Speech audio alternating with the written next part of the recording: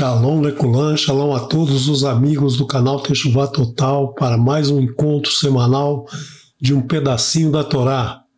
Eu sou Renato de Prinzo e convido você a abrir o seu coração para que a gente faça um estudo dessa porção, a porção da semana, que é a porção Ekev. No Shabat, o Eterno assim permitir, o Morer Daniel Ferreira vai trazer esse estudo para nós com bastante detalhe, com bastante propriedade. Hoje vamos dar uma passada rápida em alguns trechos para a gente situar um pouquinho essa paraxá, esse estudo. Então, agora que você abriu o seu coração, vamos ao nosso estudo, que é a porção agarrando as oportunidades, né? Porque Ekev é calcanhar, aquele que segura a oportunidade. Lembra quando que esse nome foi dado para Yaakov, né? Colocando um Yud aqui, você tem Yaakov, que é aquele que agarrou a oportunidade em todos os momentos da sua vida. Ele agarrava a oportunidade, ele sempre tirava uma vantagem, ele via uma vantagem em cada um desses momentos. Então, essa porção, ela traz muitas oportunidades que a gente deve aprender e deve agarrá-las, né? E para fazer um paralelo nesse estudo, para começar esse estudo, eu quero fazer uma pergunta para você. Quero que você pense num número qualquer, de 1 ao infinito, qualquer número que você pensar rapidamente. Não fica elaborando por que esse número, por que aquele outro. Simplesmente qual o número que primeiro vem à sua mente, qual o número que você prefere, né? Qual o número que está na sua mente. Essa proposta foi feita alguns anos atrás, no ano 2014, há 8 anos atrás, pelo Alex Bellows, um jornalista inglês que também é matemático e escritor, né? que produziu vários livros. Você pode encontrar aí na internet os livros dele, e ele fez essa enquete aí com 30 mil pessoas. 30 mil pessoas responderam a sua enquete, e ele então tabulou esses números e achou um negócio que é muito interessante, né? Para quem está no caminho de Techuvá, esses números são muito significativos, né?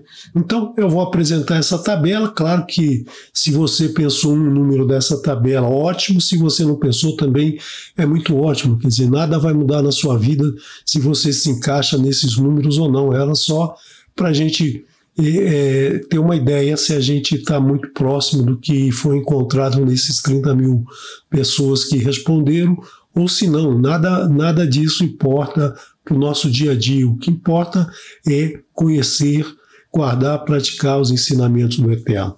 E a tabela dele mostra o seguinte: os 5 primeiros números mais escolhidos, que estão na mente das pessoas, são os números 7, 3, 8, 4 e 5. Ou seja, 5 números que estão muito ligados a quem está no caminho de Techuvá, né? O 7, o número da perfeição, o 3, né? O 3, o 8, a gemátria reduzida do tetragrama, o 4, o número de letras do tetragrama, e o 5, os 5 livros da Torá, né? Então esses cinco números estão na cabeça das pessoas, e muitas vezes as pessoas não sabem nem porquê, né? Então é interessante notar que o número 7 ganha disparadamente, né? É o mais preferido de todos, é um número que realmente é um número especial, né? Então nós vamos estudar hoje um pouquinho esse número. Por quê? Porque muita gente fala desse número, muita gente conhece esse número, muitas coisas foram produzidas com esse número. Nós temos um autor muito famoso aqui no Brasil, de matemática, divulgou muita matemática para os jovens, para as crianças, né? Eu li um livro dele quando era pequeno e realmente fiquei apaixonado pelo tema, O Homem que Calculava. Se você não leu, eu recomendo. É um livro muito interessante, dá para as crianças lerem, para terem um contato com a matemática num enredo, num romance. É muito interessante esse livro. E ele escreveu um livro, né, Os Números Governam o Mundo, em que ele dedicou mais capítulos aos números 3 e 7 do que a todos os outros números. E vamos começar então com o 7, esse 7 que é o número preferido por muitos entre os 30 mil entrevistados e certamente por muitos de vocês que estão assistindo essa transmissão, né? O número 7, ele vem representado em muitas formas. Ele, por exemplo, 7 dias da semana na criação, nós temos os 7 dias, as 7 cores no arco da aliança, o arco colorido que aparece no céu após um dia de chuva, né? Os algarismos romanos são números de 7, as notas musicais aqui no Ocidente são 7 notas, né? Então nós temos as colinas de Roma, 7 colinas naquela cidade belíssima, né? 7 cidades sagradas na Índia, 7 torres na Babel, 7 torres em Constantinopla, a cidade criada por Constantino e que dominou o mundo muito tempo. As 7 maravilhas do mundo antigo, né? As pirâmides do Egito, que faziam parte das 7 maravilhas do mundo, os jardins da Babilônia, o templo de Diana, Colosso de Rhodes, muitos desses a gente nunca viu, nunca ninguém viu, né? Os jardins da Babilônia, ninguém sabe onde fica, Colosso de Rhodes, o túmulo do rei Mausolo, o farol de Alexandria, né? São muitas imagens que foram passadas da antiguidade, mas que praticamente nunca ninguém viu. E visando a mudar esse contexto, quer dizer, mostrar que realmente existe, no dia 7/7 de 2007, ou seja, 7/07/07, nós temos a eleição das 7 novas maravilhas do mundo, né? O Cristo Redentor aqui na cidade do Rio de Janeiro, a muralha da China, as ruínas de Petra, a cidade de Machu Picchu, as pirâmides de Chichén Itzá, o Coliseu Romano, né? Com essas pedras aqui da parte de cima, todas trazidas do segundo templo de Jerusalém, né? O Taj Mahal na Índia. E também nós temos que esse número 7 é uma preferência universal, né? Muitas coisas são criadas com o número 7. Os 7 anões da Branca de Neve, os 7 reis da antiga Roma, as 7 rainhas da história que receberam o nome de Cleópatra, né? Tudo isso envolvendo o número 7. Mas o número 7 também está nas artes antigas, nas artes da antiguidade, a gramática, a dialética, a retórica, a aritmética, a música, a geometria, a astronomia. Essas artes deram origem a toda a ciência que a gente tem hoje, né? Tudo foi trazido daí. E também as belas artes, a música, a dança, a pintura, a escultura, o teatro, a literatura, o cinema, são as formas de se expressar, as formas em que a gente expressa toda a beleza do mundo, né? São essas 7 formas que são válidas até hoje.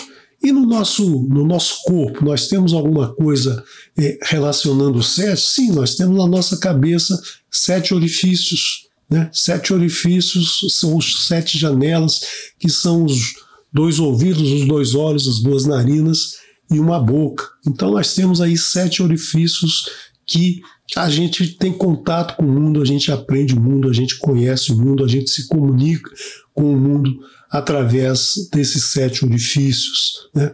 E também no nosso mundo tridimensional a gente pode andar em 6 direções, para cima, para baixo, para a direita, para a esquerda, para frente, para trás, e também podemos rodopiar em torno de nós mesmos, né? Então nós temos aí essas 7 direções, né? As 6 direções para cada lado, sem contar com essa que a gente pode girar o nosso corpo, né? A gente pode girar tanto para um lado quanto para o outro. Em muitas escolas, em muitas áreas do ensino, a nota 7 é a nota mínima para aprovação, né?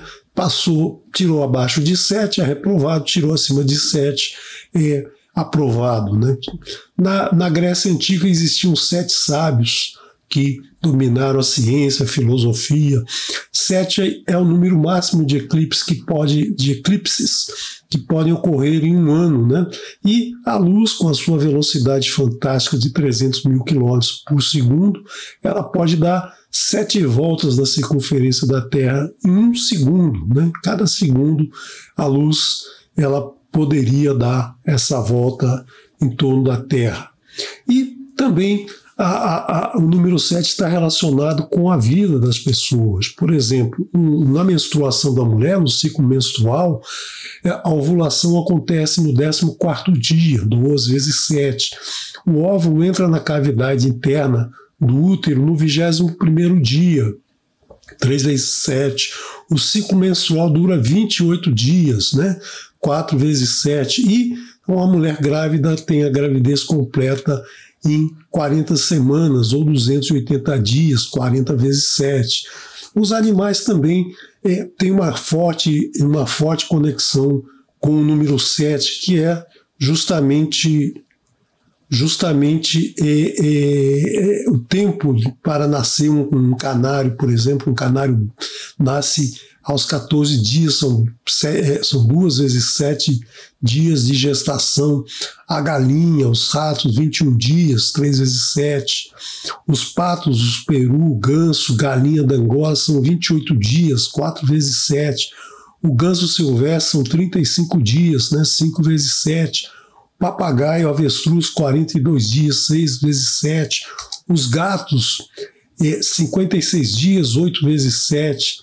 O cão, o lobo, os pinguins, são 63 dias, 9 vezes 7. O leopardo, 98 dias, 14 vezes 7. O tigre, 105 dias, 15 vezes 7. Então, nós temos aí que o 7 está presente na vida dos seres humanos, das aves, nos animais. Então, todos eles foram criados com esse padrão do 7. O 7 está presente em todos, está presente em todos nós, em todos os animais, e está presente na criação da humanidade. Em toda a criação, o número 7 é usado muitas vezes. Nas religiões também o 7 está muito presente. Por exemplo, no islamismo, né, eles definem 7 céus e 7 portas do inferno.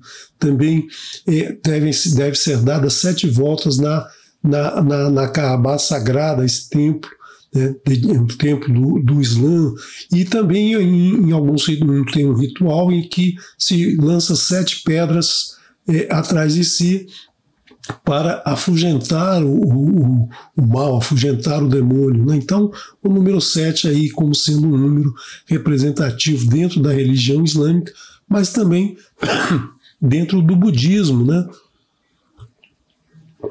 Na religião budista, conta-se que Buda ficou 49 dias, ou seja, 7 vezes 7, sob uma árvore meditando, quando ele então acordou e despertou e disse aí os princípios, né, da sua filosofia. Então, há 7 meios para o homem se tornar puro: o domínio de si mesmo, investigar a verdade, manter a energia, a alegria, a serenidade, a concentração e a magnanimidade. Na religião romana também a presença do 7 é muito grande, né? Na religião romana se definem 7 glórias da Virgem, 7 sacramentos, 7 pecados mortais, pecados capitais, 7 virtudes do ser humano, as ordens eclesiásticas, né, que são os dogmas da religião, a doutrina da religião católica, né? 7 quedas de Cristo, quando ele saiu do jardim até a casa de Anás e caiu 7 vezes. São 7 mistérios da coroa, 7 gozos de São José, 7 espadas cravadas no peito da Virgem da Amargura, e quando uma pessoa morre, após 7 dias é feita uma missa, né, uma missa para a alma daquela pessoa que faleceu, isso dentro da religião católica. E na linguagem popular a gente diz que uma pessoa atingiu o 7º céu quando ela está muito feliz, quando ela está muito realizada, quando ela está, digamos assim, com shalom, né? Então, shalom é realmente o sétimo céu, é o máximo da felicidade de realizações. Pintar o 7 é fazer travessuras, é aquela criança, né, que a gente diz pintou o 7, ela aprontou todas, né? Ela fez muita traquinagem e a gente diz que ela está pintando o 7. Fechar as 7 chaves, ou seja, trancar bem uma coisa, guardar muito bem guardado, esconder, né? Jogar a chave fora, a gente diz que fechou as 7 chaves. E um homem de 7 instrumentos é aquela pessoa que tem muitas capacidades, ela consegue exercer muitas atividades diferentes, né? Tem até músicos que tocam 7 instrumentos, que fazem, tocam violão, bateria, guitarra, gaita, enfim, várias coisas ao mesmo tempo, porque é associado com essa pessoa que tem várias capacidades. E também nós temos aí 7 costados, uma pessoa que tem uma linhagem nobre, uma pessoa que é tida como uma pessoa de alto nível, né? 7 ameixeira, na Hungria, significa uma pessoa muito pobre, uma pessoa que não tem nada, uma pessoa que precisa da ajuda, do apoio de outras pessoas. E o tipo 7 é aquela pessoa elegante, aquela pessoa que se traja bem, que se veste bem, que fala bem, que se comunica bem, que tem uma pose muito elegante, né? Ou alguma coisa que tem muito valor, alguma coisa que é raro, um objeto raro. Então, se diz aí desse tipo 7. E também a pessoa que é comilona, a pessoa que é exagerada na sua alimentação, ela é chamada de barriga de 7 malas ou então barriga de 7 almoços, né? Ela consegue comer exageradamente, ela consegue comer muito. Um bicho de 7 cabeças é alguma coisa muito complicada, alguma coisa que a gente não tem muita experiência ou uma visão imediata de como resolver, de como solucionar como uma coisa muito complicada, como muita gente acha a matemática muito complicada, né? Um bicho de 7 cabeças, um enigma que é insolúvel, a gente dá esse nome. 7 cães e um osso, a alusão feita a uma coisa que é desejada por muita gente quer, né? Muita gente está atrás daquilo, mas só tem uma oportunidade, só uma pessoa vai conseguir, ou seja, é um osso só e 7 cachorros estão querendo comer esse osso. Provavelmente vai ter briga, vai ter discussão, vai ter alguma complicação para se conseguir esse osso. E também andar nas 7 quinas significa estar alegre, estar feliz, estar contente, né? Estar uma pessoa que está resolvida, uma pessoa que está bem na sua situação. Viajar pelo mundo todo é viajar pelos 7 mares, os 7 oceanos, os 7 mares que banham todo o nosso planeta. Então, a pessoa que viaja muito, ela viaja por todos os países banhado por algum desses mares. Então, é dito dessa pessoa que ela viajou pelos 7 mares. 7 falas doces é quando alguém, na sua lábia, na sua malandragem, na sua voz macia, né, na sua fala doce, ele consegue enganar as pessoas, né? É um mentiroso, aquela pessoa que engana os outros. Essa pessoa, ela usa de palavras bajuladoras, né, como nós vimos aí no último Shabá, o estudo daquele que bajula, né, que é bajular alguém para poder receber, para poder enganar, para poder atrair, aumentar a vaidade do outro, usar a vaidade do outro, né? E o gato tem 7 vidas, né? O gato, ele é conhecido como um animal que passa por situações de quase morte várias vezes, 7 vezes, e ele consegue sobreviver. Ele cai no telhado, ele cai no poço, ele cai em vários lugares e ele consegue sobreviver a isso tudo. E se diz que quem quebra um espelho, uma superstição, quem quebra um espelho tem 7 anos de azar, né? Então, isso tudo está na linguagem popular, não quer dizer que isso tudo é verdade ou tudo isso deve ser considerado, mas as pessoas usam isso no dia a dia, as pessoas, através da sua experiência, da sua cultura, elas usam essas frases, né, essa linguagem popular. Mas existe também diversões, extrações em que se pode utilizar esse efeito do 7, por exemplo, o jogo dos 7 erros, né? Quem é que nunca jogou isso no jornal, numa revista, ou compra revistas próprias para isso, como um passatempo, como uma maneira de se distrair, capturando aí imagens e verificando em cada imagem o que está de errado, o que está diferente, né? E geralmente são 7 erros, não são 6, não são 9, não são 15, né? Geralmente são 7 erros que são colocados a partir desse número que está presente na cabeça da maioria das pessoas. Nós temos também o Tangram. Tangram é um joguinho em que um quadrado de papel, de cartão é cortado em 7 pedaços, né? E com esse quadrado, com esses 7 pedaços, você consegue fazer várias formas, né? Formas de animais, formas de pessoas, formas de várias coisas, você consegue fazer com esses 7 pedacinhos aqui coloridos, né? Então você consegue fazer várias imagens, né? Um joguinho aí que faz com que as pessoas passem horas aí se distraindo, passando o seu tempo, né? Desanuviando a sua mente, a sua cabeça, e aí conseguindo habilidade para criar essas imagens, né?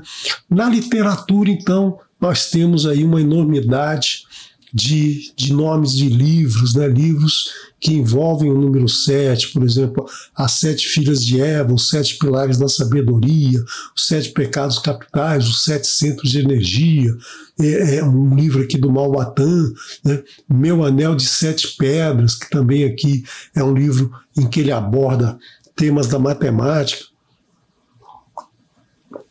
E envolvendo o número 7, nós temos os 7 Minutos, 7 Vidas Esotéricas, a lista dos 7, as 7 leis espirituais, os 7 pecados do capital, né? Então nós temos aí muitos livros, os 7 hábitos do casamento, 7 princípios para o casamento dar certo, os guardiões dos 7 alguma coisa, não consigo nem ler ali, a Madonna das 7 Colinas, nós temos Branca de Neve e os 7 Anões, né? Quem nunca leu isso na infância, ou quem nunca leu para os filhos, para os netos, né? A Branca de Neve, o Guardião das 7 Portas, a Casa das 7 Torres, 7 Faces da Mulher, enfim, são dezenas e dezenas, eu diria centenas de livros que têm o número 7, que abordam o número 7, que versam sobre o número 7, né? E nós temos aqui vários livros, eu coloquei alguns para vocês terem uma ideia, mas certamente tem algum livro que você conhece, que não está aqui, né? Que não está no meio desses 7 livros, né? Desses livros que eu coloquei aqui com o nome 7, e provavelmente você tem aí, conhece livros que podem aumentar essa lista de uma maneira absurda. No cinema também nós temos muitos filmes que colocaram o nome 7 em evidência, né? Os 7 Anos no Tibete, A Sétima Vítima, Seven, né? Um filme de suspense, 7 Faces do Dr. Lao, Seven, Os 7 Samurais, Branca de Neve e os 7 Anões, né? Branca de Neve de longe aí se ganha, né? Joguinhos, livro para criança, todo mundo conhece a Branca de Neve, né? 007, famoso espião que todo mundo conhece no mundo inteiro, né? Que também é o 007, por que não é 008, 0010, 005, né? É o 007 que foi criado e está no imaginário popular, aquela pessoa que consegue resolver tudo, é super inteligente, né? Tem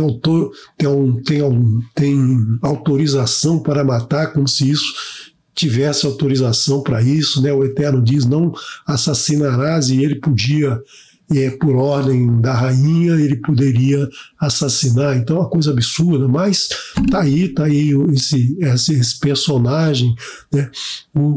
Bicho de Sete Cabeças, né? Um livro de um autor brasileiro, de um autor e ator brasileiro muito conhecido, As Sete Vampiras, Sete Máscaras da Morte, Sete Noivas para Sete Irmãos, 6 Dias, 7 Noites, Os Sete Suspeitos, 7 Vezes Mulher, Os Sete Gladiadores,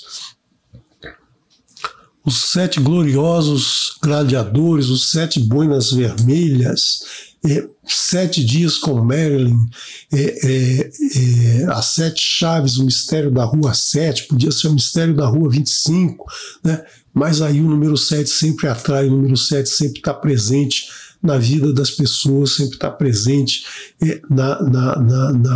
no imaginário das pessoas, esse número 7, e filmes mais antigos ainda, né? 7 dólares, 7 Horas de Fogo, O Grupo dos Sete Selvagens, Volta dos Sete Homens de Ouro, enfim, muitos livros, muitos filmes que aparecem aí no nosso imaginário, né? Meu Nome é 37, que aqui ele junta os dois maiores números, os números mais conhecidos, o 3 e o 7, ou o 7 e o 3, pela ordem que apresentou lá a pesquisa feita no início da apresentação, né? Então, você também deve ter visto vários outros filmes que não estão aqui, mas são muitos filmes, são muitos livros, muitos filmes que tem o número 7 em seu nome. Por quê? Porque o 7 está na imaginação das pessoas, está na mente das pessoas. Muitos não sabem por quê, muitos não sabem por que esse número vem à sua mente, né? O 7, o 3, o 4, o 8 e o 5, né? Esses números estão muito presentes na vida das pessoas e muita gente nem sabe por quê, muita gente não tem noção por quê.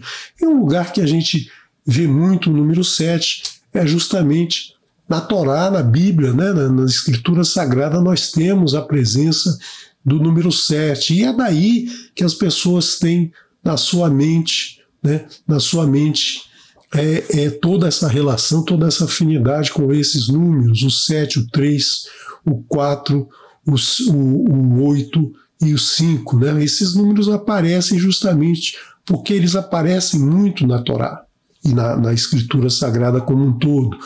E muita gente que nem sabe, nem tem noção do que está na Escritura, de quais são os livros da Escritura, ou pelo menos conhece um pouco dessa história, já ouviu falar alguma coisa, já ouviu falar de Moshe, já ouviu falar de Abraão, já ouviu falar de Jacó, de Yosef, de Yoshua, né? Então, de Yeshua, de Shaul, com o nome Paulo, José, João, Pedro, Paulo, Matias, Marcos, né?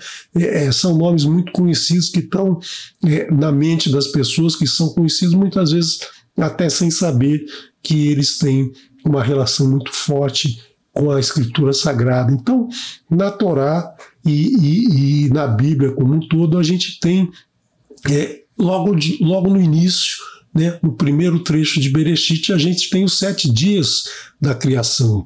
Nós temos o primeiro dia em que Elohim criou os céus, a terra e a luz, e Orva e Or, né? Então não havia luz, ele criou a luz, mas antes ele criou os céus e a terra. Depois, no segundo dia, ele separou as águas de cima das águas de baixo, ele fez essa separação do firmamento e dos mares. No terceiro dia, ele fez com que as águas se recolhessem, aparecesse a terra para quê? Para que pudesse haver vida, né? Pudesse haver vida sobre a terra, não haver vida só dentro da água. E aí ele criou os vegetais, que eram alimento para todos os seres vivos que viriam aí pela frente.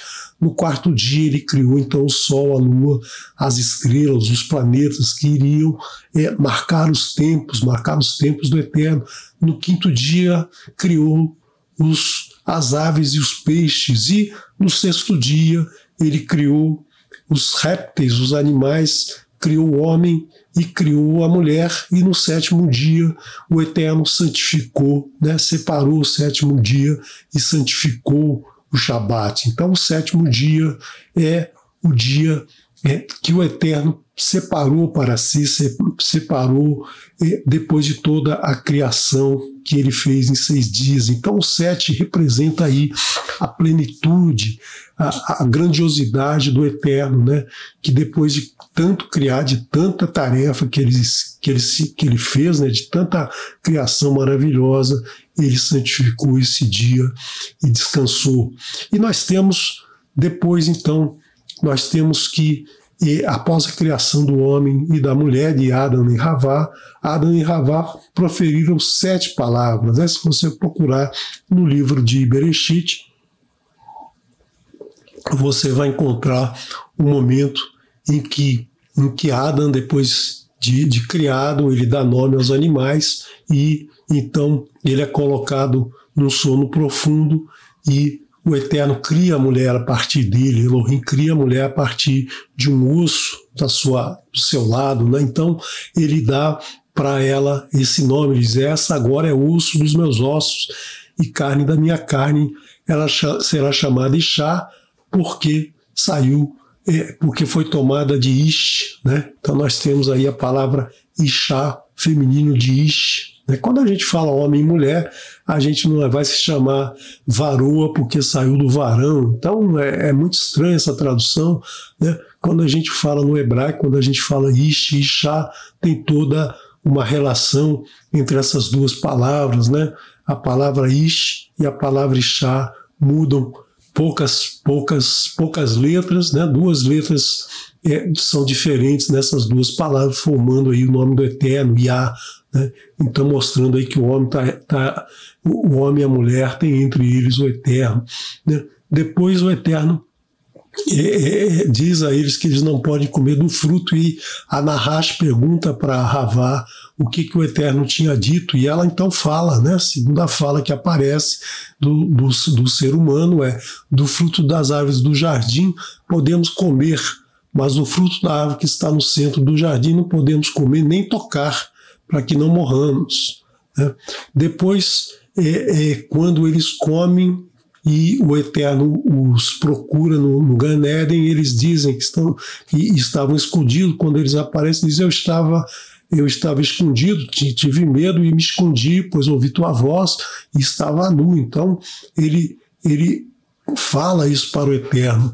E depois o Eterno os repreende e coloca, e quer saber o que aconteceu, e Adão, né, não assume a culpa totalmente, ele já culpa logo Havá, né? Ele culpa Havá: a mulher que me deste por companheira deu-me da ave e eu comi.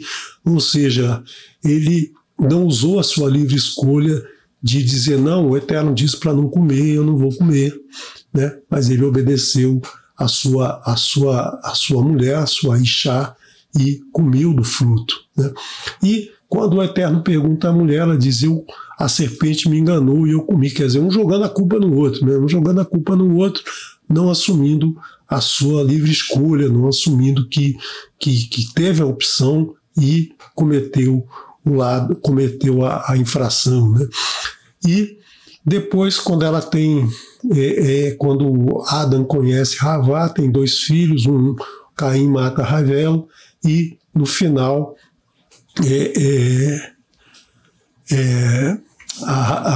no primeiro filho, Havá diz: eu alcancei do Eterno um varão. Teve o primeiro filho, depois teve o segundo, o primeiro matou o segundo, e mais à frente ela diz: Elohim me deu outro filho no lugar de Revel, porquanto Caim matou. Então nós temos aí essas 7 falas de Adão e Havá naquele momento, até dos primeiros capítulos de Gênesis, né? Até o capítulo 4 a gente tem essas falas.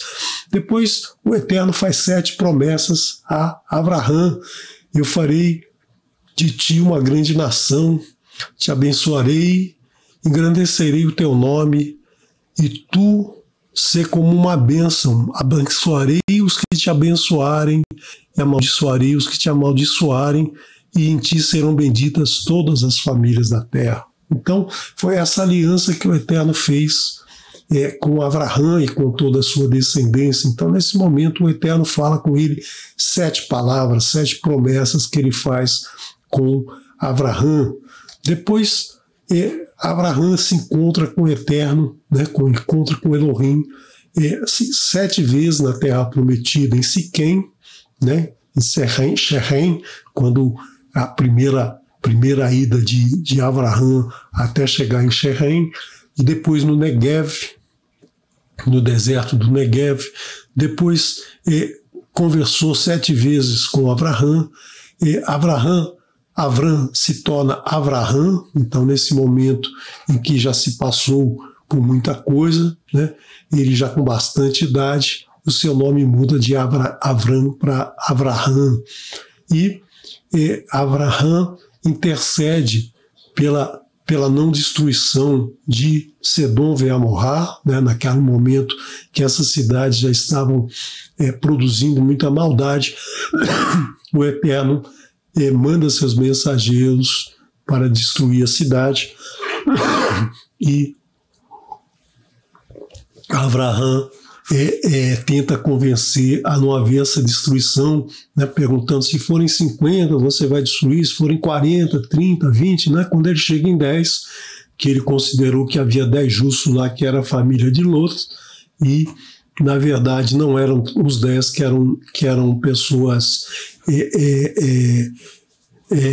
não eram pessoas que poderiam salvar da destruição, não eram 10 pessoas justas, né? Quando ele chega nesses 10, ele achando que os 10 eram justos, mas haviam pessoas lá que não eram justas no meio dos 10, né? E o Eterno então destrói Sedom e Amorrá.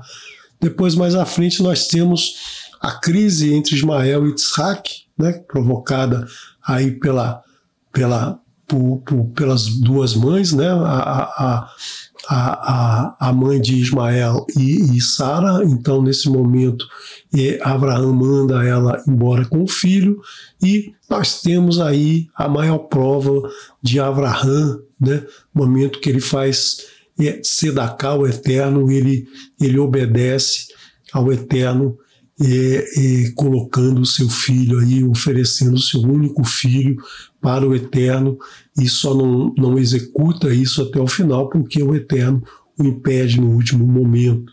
Nós temos depois do seu filho, seu neto Yaakov, né? O Yaakov se encontra com Elohim 7 vezes também, uma vez em Betel, quando ele dorme em cima da pedra e vê a escada, a Sulam, ele vê a escada que sobe aos céus. Depois ele encontra em Harã, né? Depois também novamente em Harã, e no momento ele luta com o mensageiro do Eterno, né? Ele luta com o mensageiro do Eterno e vence o mensageiro do Eterno, e passa a se chamar, então, em vez de Jacob, passa a se chamar Israel. Então ele ascendeu do homem que vive no calcanhar, que agarra as oportunidades, ele se transformou no homem que busca o Eterno, que está sempre visando, com a sua mente voltada para o Eterno. Depois ele novamente encontra o Eterno em Sherem, Siquém, em Betel e em Berseba, né? Em Berseba ele encontra o Eterno. Nós temos em Devarim, nós temos em Vaikra no capítulo 23, na porção Emor, nós temos aí a apresentação das 7 festas, né? As 7 festas do Eterno, além do Shabat, né? O Shabat já foi definido lá no primeiro capítulo de Bereshit, né?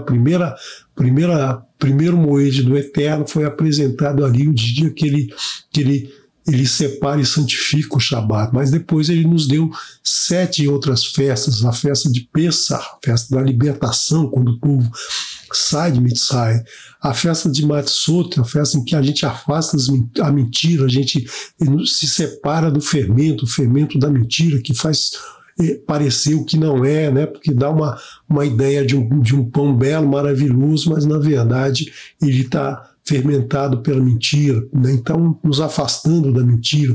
A festa de Purim, dos primeiros frutos. Por quê? Porque o Eterno é que dá origem a tudo, que cria tudo. Então, tudo que é primeiro é do Eterno, tudo que é o primeiro fruto deve ser dado ao Eterno. Depois, 50 dias da saída de Mitzrayim, ele nos entrega a Torá, nos entrega as 10 maravilhosas palavras, como a gente estudou no último Shabá, né, Moshe reapresentando as 10 maravilhosas palavras ao povo que iria entrar em Jerusalém. Nós temos depois Yom Teruah, o toque do shofar, que o Eterno nos manda tocar o shofar, né, para avisar as pessoas que um novo ano vai nascer, um novo momento vai se criar. Depois nós temos Yom HaKippurim, as expiações, o momento em que podemos nos expiar as nossas transgressões durante o ano e de confraternizar com todos os nossos irmãos em todo o mundo, né? Expiar todas as transgressões. E depois a festa da humildade, a festa de Sukkot, né? A festa de Sukkot, em que eu trouxe aqui um desenho maravilhoso que uma irmã do canal nos apresentou no ano passado, visto que ela não podia construir uma sucá. Ela nos mandou um desenho, né, a nossa colega Raquel de Castro, que nos trouxe esse desenho maravilhoso representando uma sucá, que representa todas as Sukkot que nós, todos os irmãos aqui do canal fazem no período da festa de Sukká, que está se aproximando. Aí daqui a um mês mais ou menos nós estaremos participando dessas 3 festas, né? Yom Teruah, Yom HaKippurim e Sukkot. No mês 7 acontecem essas 3 festas, né? As 3 festas acontecem no primeiro mês, no primeiro mês, e 3 festas acontecem no 7º mês. Nós tivemos também, durante toda a escritura, nós tivemos várias mulheres que eram estéreis, mas graças à bênção do Eterno, elas tiveram filhos. Por exemplo, a primeira que nós conhecemos foi Sarai, né, que depois teve seu nome mudado para Sara e teve um filho, Isaac. Depois nós tivemos Rivka. Rivka teve 2 filhos gêmeos, Esav e Yaakov. Né, também era estéril, e Isaac orou muito ao Eterno para que ela pudesse ter sua gravidez. Rachel, né, mãe de Yosef e Binyamin, né, filhos de Yaakov, os 2 últimos filhos de Yaakov. Ela ficou casada com ele muitos anos, e Yaakov a amava, mas ela não tinha filhos. Né. Nós tivemos Shinshon. Shinshon, ele era filho de uma mulher que não tinha filhos, e aí a sua mãe, para ter o filho, ela faz um voto, né, um voto do Nazir. Ela prometeu que esse filho seria Nazir. O Eterno pediu que ela dedicasse esse filho como Nazir, porque ele seria um juiz de Israel. Ele era da tribo de Dan, então ele seria um juiz da tribo. Né? Mas Shinshon cometeu 7 erros. Ele cometeu 7 erros que um nazireu não pode cometer. Ele comeu uvas, ele se aproximou de um cadáver, né, do cadáver do leão que ele havia matado, comeu algo impuro, um mel que havia sido produzido dentro desse leão. Ele participou de banquetes com vinho, ele participava de apostas e adivinhações, se envolveu com prostituta e, finalmente, ele teve o seu cabelo cortado, né? 7 coisas que o Nazir não poderia fazer. E ele tinha 7 tranças, então cortaram essas 7 tranças e ele perdeu a sua força. Nós temos Haná, mãe de Shmuel, do profeta Shmuel, né, que também não podia ter filhos, e o Eterno abriu a sua madre. A Shunamita que teve um filho que morreu logo em seguida, né? Nós temos lá no segundo livro de Reis, no capítulo 4, verso 14. Né? Nós temos também Elisheva, que deu à luz aí o Hanan Ramatibir, que também era estéril, e seu marido, já com bastante idade, né? Seu marido com bastante idade, então teve esse filho. Então é muito interessante aí que nós temos aí nós temos tanto na Torá quanto nos profetas, quanto nos escritos nazarenos, nós temos aí mulheres nessa mesma condição que o Eterno favoreceu para que elas tivessem filhos, né? 7 mulheres. Também o Eterno no início, logo no início, quando ele expulsa Caim, ele diz que quem matar Caim será punido 7 vezes. E Jacó, quando amava Rachel e queria casar com ela, mas seu sogro Labã fez uma malandragem lá, separou, colocou para ele a filha mais velha, né? E aí então ele trabalhou 7 anos, casou com a filha mais velha, ficou 7 dias em núpcias com a filha mais velha, e depois de 7 dias ele ficou com Rachel e trabalhou mais 7 anos por Rachel, né? E nós temos no sonho do faraó, aquele sonho em que Yosef conseguiu decifrar o sonho e trouxe muita glória, muito poder para o Egito, né?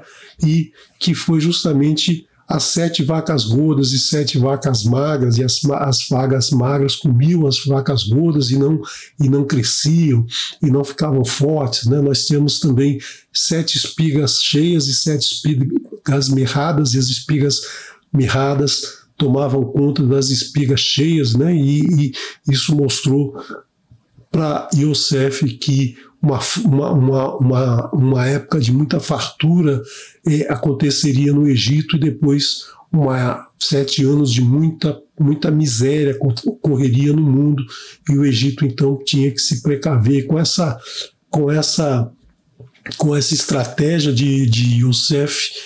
O Egito se tornou muito poderoso, se tornou o país mais poderoso daquela época, porque além de homens e armas e do seu poder, ele tinha alimento que faltava em todo o mundo da época, e aí o Egito se tornou a imagem do poder, da riqueza, né? E associado ao poder e à riqueza vem a religião. A religião egípcia na época ela envolvia muito idolatria, né? Então, na Torá a gente tem toda essa determinação. E nós temos também, lá em 2 Reis, também nós temos aí o general Naamã, que tinha Tsaraat. Então o profeta fala para ele entrar 7 vezes no rio Iardém, né, para ele se curar, e ele diz que não ia entrar,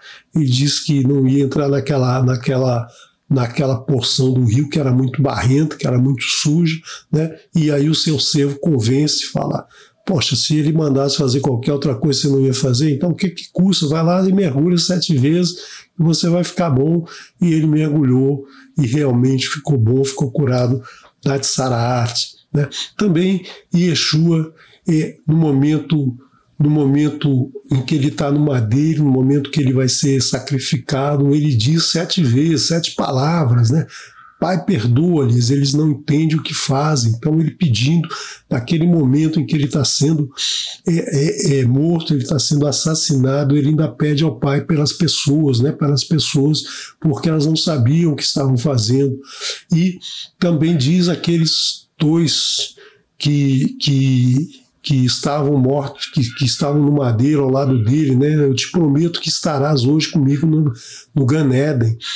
Também ele apresenta a sua mãe para o seu talmide mais amado, o talmide que ele tinha mais afinidade, né? Então ele diz para ela: mãe, este é teu filho, e diz para o talmide: esta é tua mãe, né?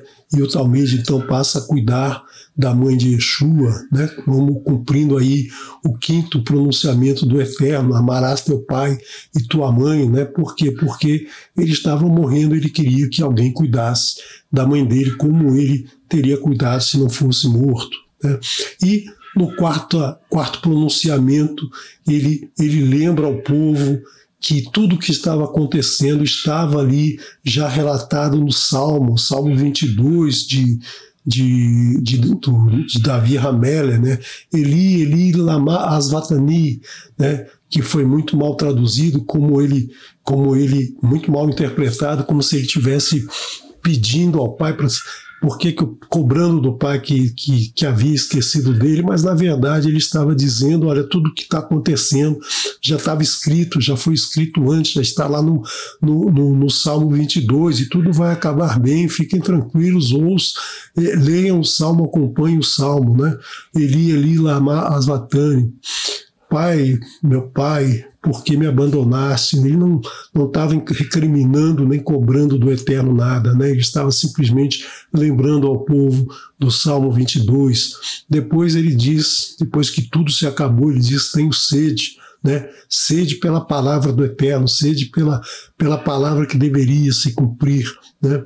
E diz, está consumado, havia morrido, e nas tuas mãos entrego o ruach, né? Na tua mão entrego a minha alma, porque a alma é do Eterno. Então, no momento que nós morremos, a nossa alma volta ao Eterno, e ele nos mostra isso, e Yeshua nos mostra isso naquele momento do madeiro, né? E no Pai Nosso, né, essa maravilhosa oração que ele nos apresenta, Yeshua nos apresenta em Mateus, Mateus capítulo 6, os versos 9 ao 15, né? E aqui é uma apresentação do Pai Nosso na língua original, no aramaico, né? Avunda Vashamaya, Netkadashashmar, Tite Markutar, Nerue Sevianar, Aikanad Vashmaya Afbará, Havilan Lachma Sukanan Yalmaná, Washfuk Lan Habaim Ayakaná Dafr Hanan Shvadkan Lahayavarim Ulatalan Nesiuna Ela Passam Membishá Metul Didlha Rimarkutá Uhailá Uteshburtá Lalan Almin. Pai nosso que estás no céu, santificado é teu nome, venha o teu reino, seja feita a tua vontade, tal como nos céus também na terra. Dá-nos o pão de nossa necessidade nesse dia, perdoa-nos as nossas dívidas, tal como também perdoamos nossos devedores, e não nos deixe entrar em tentação, mas livra-nos do maligno, porque teu é o reino e o poder e a glória por toda a eternidade.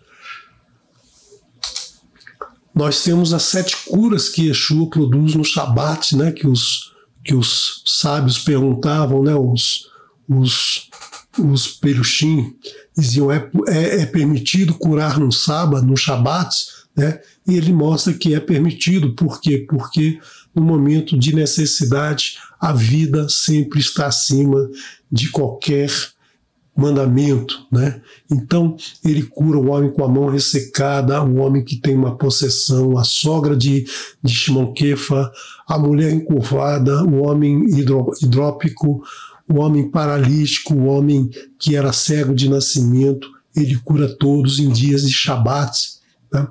E a Torá também, as escrituras sagradas, nos trazem 7 pessoas que recebem o nome antes do seu nascimento, né? Ismael, né, filho de Hagar com Yaakov, Isaac, filho de Sara com Abraham, Shilomo Amélia, filho do rei Davi, né, e da mulher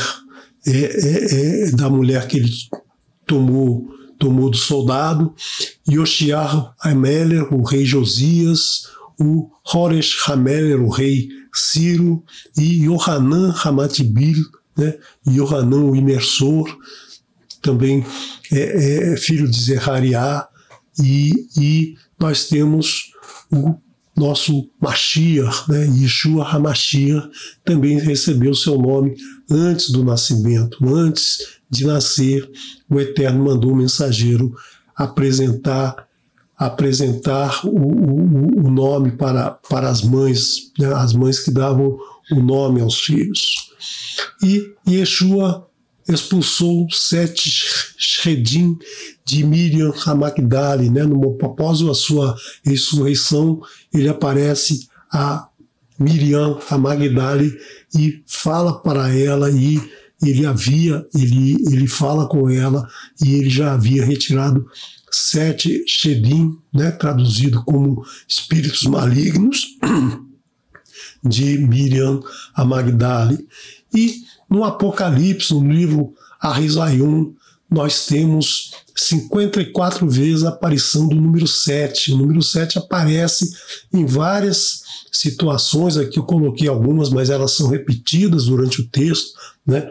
As 7 manifestações do mover de Adonai, as 7 congregações, né, reunidas na Ásia, as 7 menorot, as 7 estrelas na mão direita, as 7 tochas, 7 selos, 7 chifres, 7 olhos, 7 shofarotes, né? 7 mensageiros, 7 pragas, trovões, 7 mil pessoas que morreram, nomeiam todas essas 7 mil pessoas, 7 cabeças, 7 coroas, 7 bacias de ouro, 7 montes, 7 reis, 7 palavras de louvor que são apresentadas aí no livro de Rizaion. Então, se você quer mais detalhes sobre o livro de Rizaion, nós temos aqui no canal uma playlist, né, playlist do livro de Rizaion, com a interpretação no hebraico original, então maravilhoso, né, desmistificando tantas coisas que são faladas sobre esse livro, tantas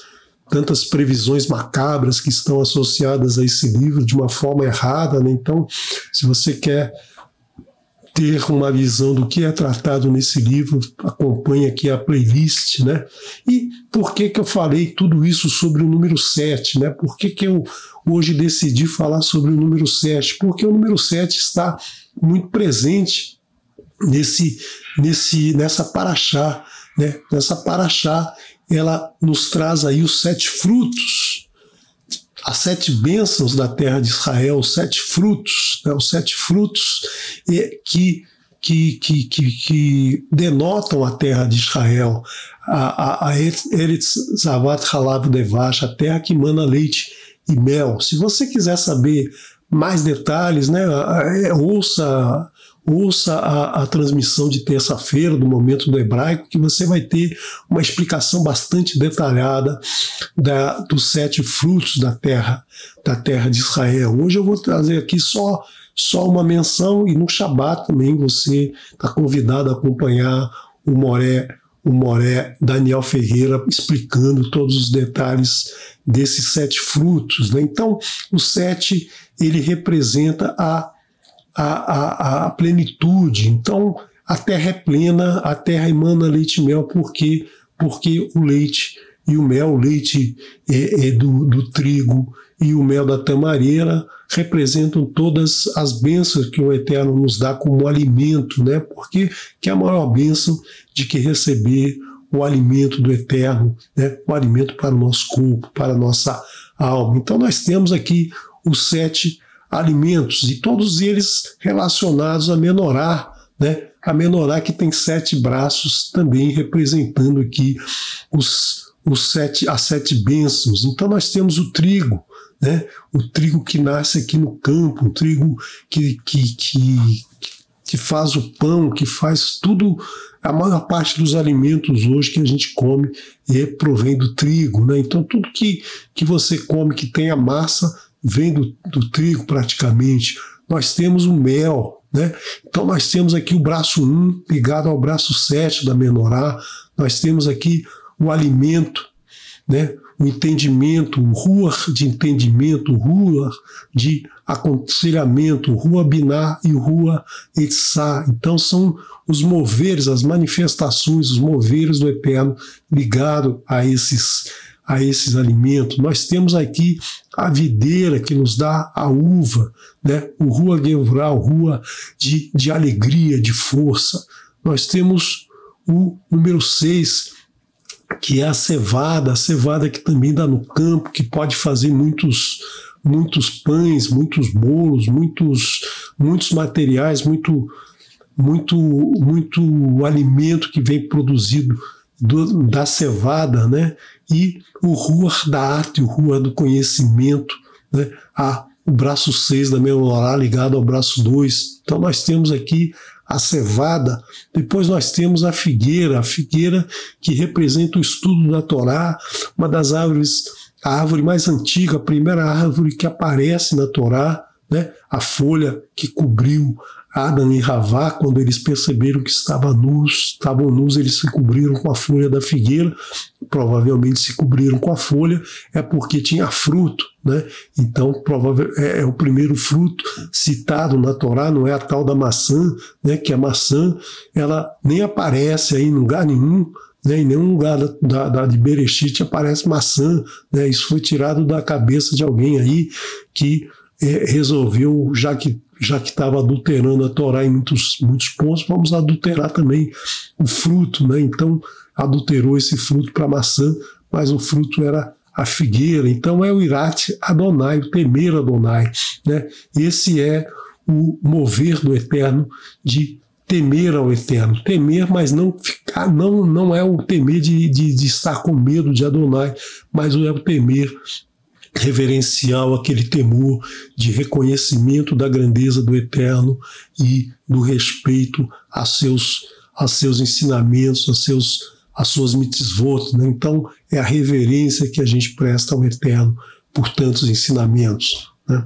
Nós temos também a Romã, Ruach Chokhmah, o mover de sabedoria, o Ruach de sabedoria, o mover de sabedoria, que é o braço 5, então o braço 3 e o braço 5 estão juntos, e depois nós temos o Ruach Adonai, o mover do Eterno, o que dá vida a tudo, né? Tudo que se move, tudo que existe, tudo que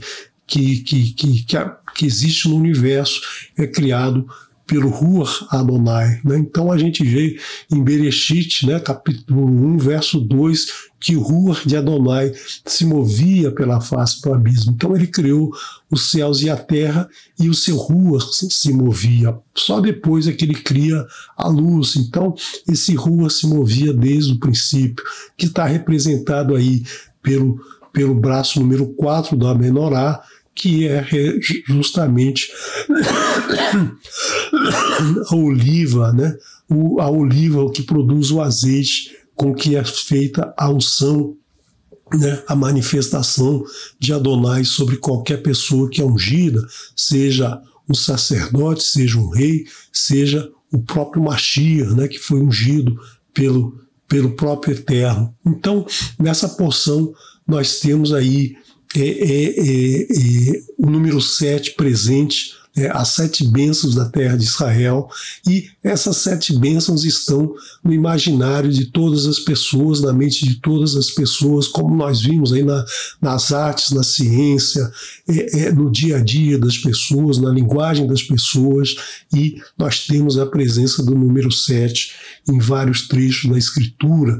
Então, o número 7 é um número fantástico, é um número maravilhoso, é um número que a gente deve conhecer. Eu acredito que muitos de vocês têm esse número como um número mais significativo em sua vida, mas existe também o número 3, né? O número 3 é o segundo número mais escolhido pelas pessoas, e se o Eterno permitir, no próximo encontro, no próximo pedacinho da Torá, a gente vai falar sobre o número 3, né, dando continuidade, aí, fechando aí o número 7, o número 3, né, mostrando para vocês que a Torá também traz muitas vezes o número 3, mostrando aí a magnanimidade desses números, a importância desses números na nossa vida, né?